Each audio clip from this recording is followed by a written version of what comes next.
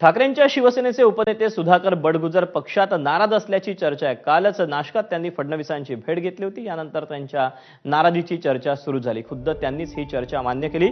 पक्ष संघटनेत झालेल्या बदलांमुळे बडगुजर नाराज आहेत। त्यांच्यासोबत विलास शिंदे देखील नाराज असल्याची माहिती आहे। तसंच राऊतांची बडबड बंद झाली नाही तर ठाकरेंच्या शिवसेनेत कुणीही शिल्लक राहणार नाही असा टोला गिरीश महाजनांनी लगावला।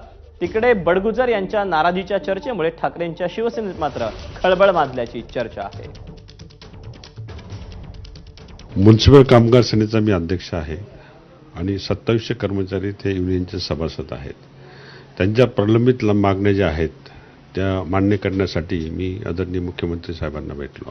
मी स्वतःवरच नाराज आहे। मी नाराज नाही। संघटनात्मक बदल मध्यंतरच्या काळामध्ये जे झालेत तेव्हापासून विलास शिंदेसह एक 10-12 लोकांची टीम नाराज आहे आणि वरिष्ठांना पक्षप्रमुखांपर्यंत त्या भावना गेलेल्या असतील।